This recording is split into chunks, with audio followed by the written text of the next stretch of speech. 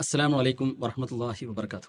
ഇക്കഴിഞ്ഞ വിശുദ്ധ റമദാനിൻ്റെ അവസാനത്തെ പത്തിൽ ഒറ്റയിട്ട ഒരു രാവിൽ വിശുദ്ധ മസ്ജിദുൽ ഹറമിൻ്റെ ഒരു ഭാഗത്ത്, അല്ലെങ്കിൽ പള്ളിക്ക് പുറത്തായിക്കൊണ്ട് നമസ്കരിക്കാൻ അവസരം ലഭിച്ച സന്ദർഭത്തിൽ കണ്ട ഒരു കാഴ്ചയുണ്ട്. കണ്ണ് നിറഞ്ഞു പോകുന്ന കാഴ്ചയായിരുന്നു.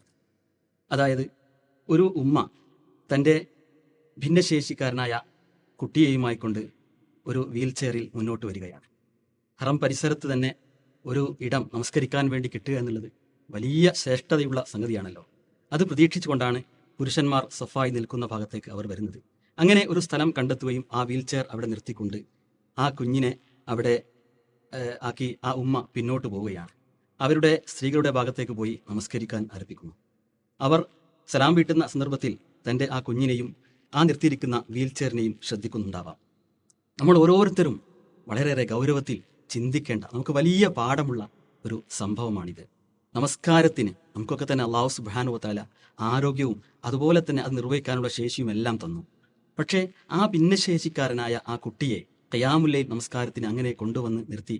അവൻ ഷെയ്ഖ് അബ്ദുറഹ്മാൻ സുദൈസ് റഹ്മത്തുള്ളാഹി അടക്കമുള്ള ഇമാമുമാർ നേതൃത്വം നൽകിക്കൊണ്ടിരുന്ന ആ ഖിയാമുൽ ലൈൽ നമസ്കാരത്തിന് അത്രക്കും ഒരു പ്രതീക്ഷയോടുകൂടി അള്ളാഹുവിൻ്റെ അടുത്തുനിന്ന മഹത്തായ പ്രതിഫലം കാക്ഷിച്ചുകൊണ്ട് അവിടെ നമസ്കാരം നിർവഹിക്കുന്നുവെങ്കിൽ, കണ്ണും കാതും എല്ലാ അവയവങ്ങളും നൽകപ്പെട്ടിരിക്കുന്ന നമ്മെ സംബന്ധിച്ചിടത്തോളം അള്ളാഹുവിന് അർപ്പിക്കേണ്ട ഇബാദത്തിന്റെ കാര്യത്തിൽ എത്രത്തോളം നമ്മളൊക്കെ തന്നെ ശ്രദ്ധിക്കുന്നു, ജാഗ്രത പുലർത്തുന്നു എന്നത് വളരെ ഗൗരവമായി ചിന്തിക്കേണ്ട വിഷയമാണ്.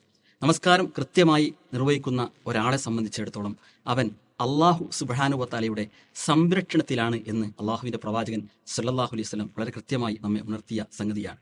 അതുപോലെ തന്നെ സ്വലാത്തുൻ മക്തൂബ, നിർബന്ധ നമസ്കാരത്തെ അവഗണിച്ച് കളയുന്ന ഒരാളെ സംബന്ധിച്ചിടത്തോളം അവൻ്റെ ജീവിതം കുടുസാക്കി മാറ്റുമെന്ന് അള്ളാഹു സുബ്ഹാനഹു വ തആല വിശുദ്ധ ഖുർആനിലൂടെ നമ്മെ ഉണർത്തിയ സംഗതിയാണ്.